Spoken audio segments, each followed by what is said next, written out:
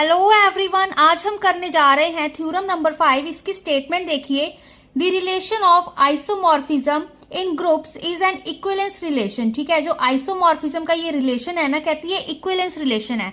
अब इक्विवेलेंस क्या होता है हमारे पास? एक रिफ्लेक्सिव, सिमेट्रिक एंड ट्रांजिटिव। ठीक है, ये तीन चीजें प्रूव करनी होती है, तो हम यहाँ पर भी यही चीजें प्रूव करेंगे। ठीक है, सबसे पहले रिफ्लेक्सिव। अब आपको देखिए, जो रिफ्लेक्सिव में क्या होता है हमारे पास, ए इज रिलेटेड टू इटसेल्फ। ठीक है, ए इज रिलेटेड टू ए। ठीक है, जैसे हमारे पास हम लेके आपने किया होगा 10th +1 +2 में भी। ठीक है, 1 1। ठीक है, ये हमारा क्या है, 1 इज रिलेटेड टू ए। ठीक है, अगर ए हमारा बी के इक्वल है तो बी हमारा ए के इक्वल होगा। ठीक है, अगर ए बी के इक्वल है, बी सी के इक्वल है, ठीक है, तो ए सी के इक्वल होगा। एंड रिफ्लेक्सिव में ए के ही इक्वल होगा। ठीक है, ये तीन हमारे पास रिफ्लेक्सिव, सिमेट्रिक एंड ट्रांजिटिव ये चीज होती है।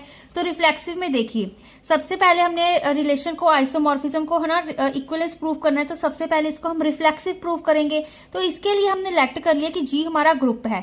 अगर जी हमारा ग्रुप है, एंड एक और चीज हमने लेट की। ठीक है, आप ध्यान रखिया करिए कि हम कौन सी चीज लेट कर रहे हैं, कौन सी हमें क्वेश्चन में गिवन होती है। ठीक है, तो यहाँ पर भी हमने एक आइडेंटिटी फंक्शन लेट किया, आई जी टू जी भी आइडेंटिटी फंक्शन कैसे डिफाइंड है, वो I of x is equal to x. Identity function क्या होता है हमारे पास? अब I of x is equal to x है, मतलब अगर हम आई ऑफ 1 करेंगे तो हमारे पास आंसर 1 नहीं आएगा, आइडेंटिटी है ना, नहीं आएगा, आइडेंटिटी है ना। आइडेंटिटी के साथ कुछ भी मल्टीप्लाई कर दो, 1 के साथ कुछ भी मल्टीप्लाई कर दो, वही आंसर आएगा ना हमारे पास। ठीक है, 1 इंटू 4 किया तो 4 ही आ रहा है हमारे पास, 1 इंटू 4 4। ठीक है, तो देखिए I of x is equal to x for all, जो एक्स है हमारा जी का एलिमेंट है।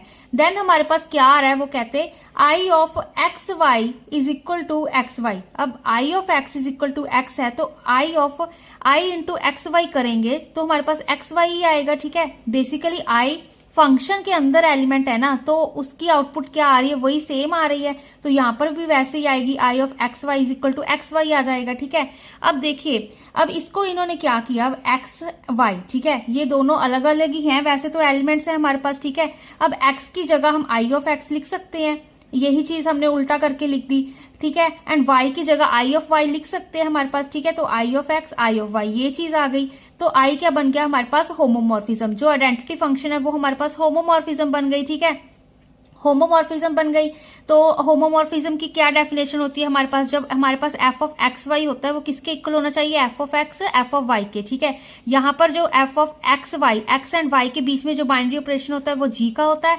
F of X and F of Y के बीच में बाइनरी ऑपरेशन जी डैश का होता है। ठीक है, यहाँ पर हम जी ही लेके चल रहे हैं। ठीक है, सेम लेके चल रहे हैं। एंड तो हमारे पास जो बाइनरी ऑपरेशन है दोनों तरफ हमारे पास मल्टीप्लीकेशन का ही है। ठीक है, अब देखिए, क्योंकि आई को हमने होमोमॉर्फिज्म प्रूव कर दिया, अब आई है जो कहते, जो आइडेंटिटी फंक्शन है हमारा, कहते वो 1 1 भी है, ऑन 2 भी है। ठीक है, अब देखिए, क्योंकि अब आई ऑफ 1 हमारे पास 1 आ रहा है। ठीक है, ऑन टू की क्या थी हमारे पास? ठीक है, जो डिफरेंट इमेजेस होती हैं सेट ए में, ठीक है, उनकी डिफरेंट एलिमेंट्स की, ठीक है, डिफरेंट इमेज बननी चाहिए सेट बी में। एंड जो ऑन टू की होती है, ठीक है, जितने भी एलिमेंट्स है सेट बी के, ठीक है, उनकी एटलीस्ट एक प्री इमेज तो एग्जिस्ट करनी चाहिए सेट ए में। ठीक है, यहाँ पर हम ग्रुप्स की बात कर रहे हैं। ठीक है, अब आइडेंटिटी फंक्शन की बात करें, अगर हम आइडेंटिटी में देखें, यहाँ पर अगर हम 1 की इमेज देखें तो हमारे पास 1 ही आएगी। ठीक है, 2 की देखें तो 2 ही आएगी, 3 की करेंगे 3 ही आएगी हमारे पास। ठीक है, मतलब डिफरेंट एलिमेंट की डिफरेंट इमेजेस ही आएगी, आइडेंटिटी फंक्शन है क्योंकि। ठीक है, अगर हम यहाँ पर इस तरफ बात करें, ऑन टू की बात करें, ठीक है, तो भी हमारे पास जो जैसे 1 की इमेज 1 आएगी, 2 की 2 आएगी, 3 की 3 आएगी। ठीक है, तो हर एक जो एलिमेंट है बी का, उनकी एटलीस्ट एक प्री इमेज एग्जिस्ट करनी चाहिए ना, तो वो भी एग्जिस्ट कर रही है हमारे पास। ठीक है, तो यही तो हमारे 1 1 एंड ऑन 2 हो गए। ठीक है, तो जो हमारा आइडेंटिटी फंक्शन है जी टू जी, वो क्या हो गया हमारे पास? आइसोमॉर्फिज्म हो गया। ठीक है, क्योंकि हमारे पास होमोमॉर्फिज्म, 1 1 ऑन 2, ये 3 चीजें होने चाहिए, तो हमारे पास वो आइसोमॉर्फिज्म बन जाता है। ठीक है, यही डेफिनेशन होती है आइसोमॉर्फिज्म की। ठीक है, तो हमारे पास जी इज आइसोमॉर्फिक टू जी। ठीक है, तो रिलेशन क्या हो गया हमारे पास? रिफ्लेक्सिव हो गया, क्योंकि हम मैंने बताया था ना आपको कि जैसे ए इज रिलेटेड टू इटसेल्फ। ठीक है, ये हमारे रिफ्लेक्सिव की डेफिनेशन होती है। तो यहां पर भी हमने जी लिया था। ठीक है, G is isomorphic to G, G is isomorphic to itself. ठीक है, तो रिलेशन हमारा रिफ्लेक्सिव हो गया। तो ठीक है, हमने ये चीज प्रूव कर दी। अब देखिए गाइस, अब हमने क्या करना है कि हम सिमेट्रिक प्रूव करेंगे। सिमेट्रिक के लिए भी हम यहाँ पर भी ठीक है फिर से 1 1 ऑन्टो ठीक है होमोमॉर्फिज्म प्रूव कर देंगे। उसके लिए देखिए गाइस, सबसे पहले हमने लेट कर लिया कि G1 G2 दो ग्रुप्स हैं सच दैट G1 हमारा आइसोमॉर्फिक है G2 के। ठीक है, सिमेट्रिक प्रूव करना है तो देन हम क्या प्रूव कर देंगे कि G2 आइसोमॉर्फिक है G1 के। ठीक है, अब क्योंकि देखिए G1 आइसोमॉर्फिक है G2 के, तो हमारे पास कहते हैं आइसोमॉर्फिज्म एग्जिस्ट करेगी। आइसोमॉर्फिक है ना, तो आइसोमॉर्फिज्म एग्जिस्ट करेगी। एफ फंक्शन हमने एफ ले लिया यहाँ पर G1 to G। ठीक है, ये हमारे पास आइसोमॉर्फिज्म एग्जिस्ट कर गई। ठीक है, अब क्योंकि एफ हमारा ठीक है G1 आइसोमॉर्फिक है G2 के। ठीक है, आइसोमॉर्फिक है मतलब वो 1 1 है, ऑन टू है। ठीक है, आइसो होमोमॉर्फिज्म होमोमॉर्फिक है। ठीक है, तो हमारे पास एफ क्या है, 1 1 भी है, ऑन टू भी है। अगर 1 1 ऑन टू है ठीक है, तो वो एफ हमारा इन्वर्टिबल भी होगा। ठीक है, हमने +1 में किया था ना कि एफ हमारा अगर 1 1 ऑन टू हो वो इन्वर्टिबल भी होता है, तो एफ इनवर्स हमारा एग्जिस्ट कर रहा है। ठीक है, अगर एफ इनवर्स हमारा एग्जिस्ट कर रहा है ठीक है, तो एफ इनवर्स 1 1 भी होगा, ऑन टू भी होगा। ठीक है, ये चीज आपकी बेसिक है, तो हमने ठीक है ये ऐसे ही करनी है हमने। फिर हमने लेट किया कि y1 y2 बिलोंग कर रहा है G2 को। ठीक है, G2 को बिलोंग कर रहा है। अब सिंस कहते हैं जो function F G1 to G2 हमारा ऑन टू है। ठीक है, अब देखिए गाइस, ऑन टू की ही डेफिनेशन लगाइए। यहाँ पर दो दो एलिमेंट्स लेके चल पड़े। पहले अगर हम एक की बात करें, एफ G1 to G2 हमारे पास अगर ऑन टू है ठीक है, कहते तो फॉर ऑल हमारे पास यहाँ पर हमने लेट किया है। ठीक है, तो y1 belong to G2 there exist x1 belong to G1 such that f of x1 is equal to y1। ठीक है, हम क्या करते होते हैं, इसमें से एक एलिमेंट लेते होते हैं। ठीक है, फिर एग्जिस्ट करवा देते हैं G1 का एलिमेंट, वो उसके इक्वल आ जाता है। ठीक है, ये चीज होती है। यहाँ पर हम y1 y2 लेके चल रहे हैं, तो हमारे पास क्या एग्जिस्ट करेगा, there exist x1 x2 belong to G1 such that f of x1 हमारा y1 के इक्वल आ गया, f ऑफ x2 हमारा y2 के इक्वल आ गया। ठीक है, ये चीज आ गई हमारे पास। ठीक है, अब क्या किया हमने, जो यहाँ पर ठीक है f था ना, उसको दूसरी साइड ले गए। दूसरी साइड ले गए तो वो इनवर्स बन गया, f inverse y1 is equal to x1 आ गया, f इनवर्स y2 हमारा x2 के इक्वल आ गया। ठीक है, फिर हमने देखिए गाइस क्या किया, f ऑफ x1 x2। अब देखिए यहाँ पर ये भी स्टेप देखने वाला है हमारे पास, f ऑफ x1 x2 किया उन्होंने, क्योंकि अब f है जो हमारा, वो हमारा होमोमॉर्फिज्म भी है, तो ये ओपन हो सकता है f of x1 into f of x2। ठीक है, ये ऐसे ओपन हो गया। अब f ऑफ x1 की वैल्यू क्या थी हमारे पास, अभी अभी हम निकाल के चले हैं y1, यहाँ पर y2। ठीक है, ये आ गई, तो हमने यहाँ पर ये चीज पुट कर दी। ठीक है, पुट करी हमने। फिर हमारे पास क्या आया, देखिए f inverse of y1 y2। ठीक है, इस f को हम दूसरी साइड ले गए। ठीक है, तो वो इनवर्स बन गया, f inverse of y1 y2 is equal to ठीक है x1 x2। ठीक है, क्योंकि इस f को हम उधर ले गए तो यहाँ पर तो x1 x2 ही बचा ना, तो f inverse y1 y2 is equal to x1 x2। ठीक है, अब फिर से x1 x2 की हमने वैल्यूज निकाली हैं। क्या निकाली थी, f inverse y1 is equal to x1। ठीक है, f inverse y2 is equal to x2। तो ये चीज हमने यहाँ पर पुट कर दी। यहाँ पर पुट कर दी तो f इनवर्स हमारे पास क्या बन गया, होमोमॉर्फिज्म बन गया।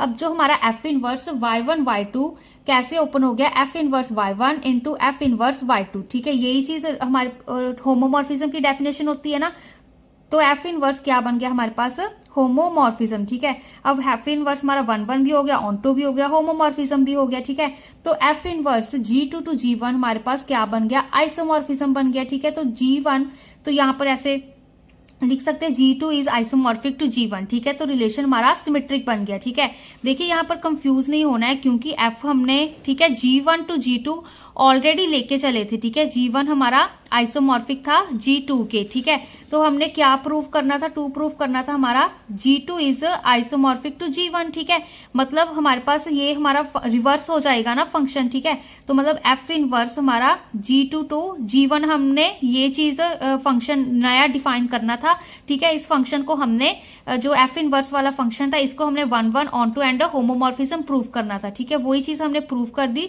अगर वो प्रूव होगी तो ठीक है, वो हमारे आइसोमॉर्फिक रिलेशन बन गया। ठीक है, तो ये हमारा क्या बन गया, सिमेट्रिक बन गया। अब देखिए गाइज, अब हमने प्रूव करना है कि जो हमारा इक्विवेलेंस रिलेशन ठीक है आइसोमॉर्फिज्म का रिलेशन है, वो हमारा ट्रांजिटिव है। ठीक है, ट्रांजिटिव के लिए देखिए सबसे पहले हमने 3 ग्रुप्स लिए G1, G2, G3, ठीक है। अब क्या किया हमने, G1 आइसोमॉर्फिक है G2 के एंड G2 आइसोमॉर्फिक है G3 के, ठीक है। ये दोनों लेके चल पे रहे, हम क्या प्रूव कर देंगे कि G1 आइसोमॉर्फिक है G3 के, ठीक है। तो अब देखिए क्योंकि G1 आइसोमॉर्फिक है G2 के, G2 आइसोमॉर्फिक है G3 के, तो हमारे पास कहते हैं आइसोमॉर्फिज्म एग्जिस्ट करेगी, ठीक है। F एंड G, ठीक है, दो हमने ले ली।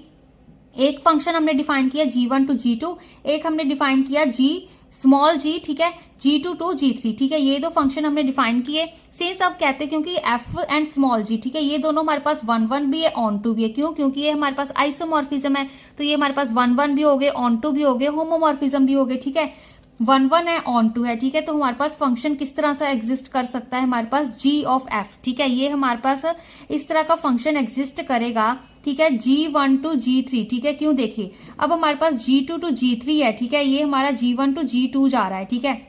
हमने क्या प्रूव करना है, G1 is isomorphic to G3, ठीक है। तो इस तरह से हमारा ये वाला फंक्शन ऐसे एग्जिस्ट करेगा, ठीक है।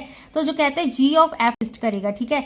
तो जो कहते हैं G ऑफ f है ना, G1 टू G3, वो भी हमारा 1 1 एंड ऑन टू होगा। क्यों? क्योंकि हमारे पास G भी 1 1 ऑन टू है, f भी 1 1 ऑन टू है, ठीक है।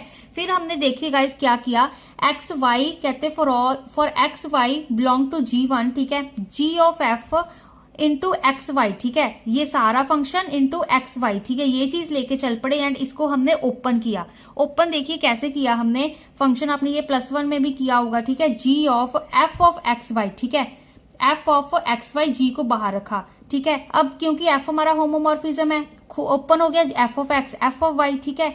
अब क्योंकि ठीक है ये होल ब्रैकेट थी यहाँ पर, तो अब g भी होमोमॉर्फिज्म है, तो ये भी ऐसे ओपन हो गया, ठीक है। ये इसको एक फंक्शन मान लिया, इसको एक एलिमेंट मान लिया, मतलब दोनों को अलग अलग एलिमेंट मान लिया, ठीक है। g of f of x, g of f of y बन गया, ठीक है। फिर यहाँ पर क्या आ गया हमारे पास, जैसे इसको हमने ऐसे ओपन किया, इसको अब रिवर्स कर ही सकते हैं ना, यही तो हमारी डेफिनेशन होती है फंक्शन की। तो g of f of x है ना, g of f of x, यहाँ पर g f ऑफ y था, g of f of y, ठीक है, ये चीज बन गई हमारे पास, ठीक है। तो g of f of x Y open कैसे होगा, g of f of x, g of f of y, ठीक है, ऐसे ओपन हो गया हमारे पास। तो ये भी हमारी होमोमॉर्फिज्म की डेफिनेशन होती है। अब क्योंकि g ऑफ f को हमने 1 1 ऑन टू पहले ही बता दिया, ठीक है, अब होमोमॉर्फिज्म भी प्रूव कर दिया, होमोमॉर्फिज्म हो गया तो वो हमारे पास आइसोमॉर्फिज्म बन गया। तो G1 आइसोमॉर्फिक हो गया G3 के, अगर वो आइसोमॉर्फिक हो गया तो जो हमारा आइसोमॉर्फिज्म का रिलेशन है वो ट्रांजिटिव हो गया, ठीक है, ट्रांजिटिव हो गया। अब हमने ठीक है रिफ्लेक्सिव प्रूफ कर दिया, इसको सिमेट्रिक प्रूफ कर दिया एंड ट्रांजिटिव प्रूफ कर दिया, ठीक है। तो ये क्या बन गया हमारे पास, इक्विवेलेंस रिलेशन बन गया, ठीक है। यही तो चीज हमने प्रूफ करनी थी।